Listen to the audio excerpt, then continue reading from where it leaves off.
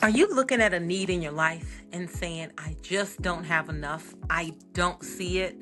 Don't know where it's going to come from? I assure you, lack isn't the problem. Your perspective is. Let me break that down for you. If you go to John chapter 6, when Jesus was sitting on the mountaintop with his disciples and he saw a large crowd of people coming, and it was Passover, and he said to them, what are we going to do to feed them? One of the disciples said it would take nearly half a year's salary to even allow each person to get a bite. The other disciple, I believe it was Andrew, said there's a young lad there, but he only has 5 loaves and 2 fish. The Bible tells us, it says Jesus asked them that to test them. Then it says he told the disciples, because he already knew what he was going to do, to have the disciples have the men, women and children seated. Now there were 5,000 men. They didn't count the women and the children, so there was probably anywhere close between 10 and 15,000 people. But he said Jesus had the disciples seat them in rows. And then it says he took the loaves of bread and he took the fish. He looked up to heaven. He blessed it. He broke it. And then he handed it to the disciples to distribute it. We all know the story, how the story ends. There was so much left over that he had the disciples collect the particles in baskets, and they filled up 12,000 baskets. Well, let me tell you, this story is not just an outdated Bible story.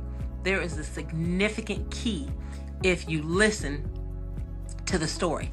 The story is telling you that Jesus asked the disciples to test them, but he already knew what he would do. By looking up to heaven, Jesus was declaring and was saying he knew where his source was coming from.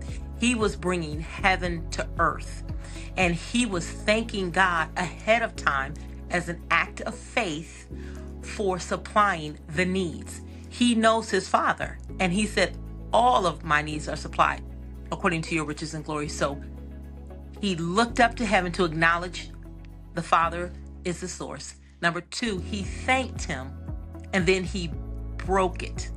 Breaking the bread, guys, is an act of surrender for us. When we take what we have, because I assure you, there's no shortage. You have what you need in your house. You have it. God will not require of you what you do not have. So when you surrender and you break and you're broken and you give him what you have, he's the God of increase. He can make more out of much. Kingdom brings multiplication and it brings increase. And Jesus knew how to tap into that.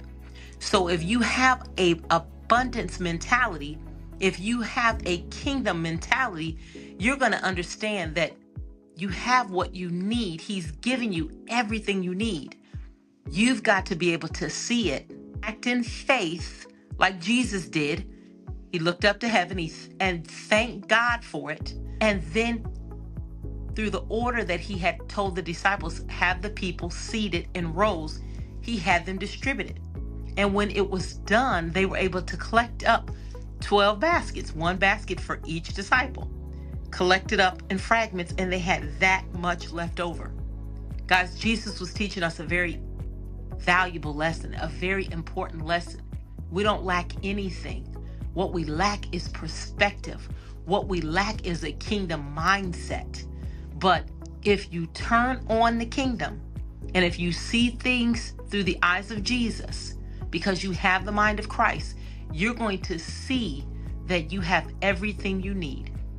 And that once you thank God for it, once you surrender to him, allow him to take the brokenness. And guys, there's many meanings there. There's areas of our lives that feel broken, that look broken. We must surrender them to God. Stop picking them up. Stop babying them. Stop pacifying them. Stop crying about them. Stop telling other people about them. Give them to God. He is the source. He's the one that makes all things new. Give it to him. Thank him for fixing it. And I assure you, He's never lost a battle. God is the God that cannot be denied. The brokenness is what he wants to bring the multiplication out of. The brokenness is how he wants to increase you. And as it says in Ephesians 3:20, he'll do exceedingly abundantly above what you could ask or think. So in your own life, take inventory. What is it that you have that you're not seeing because you're looking through eyes of a lack? Put on the eyes of Jesus. Look through eyes and a perspective that is kingdom. Look up, give it to God, surrender it to him. Thank him for the answer. Thank him for the increase. Sit back and watch God do what he always does.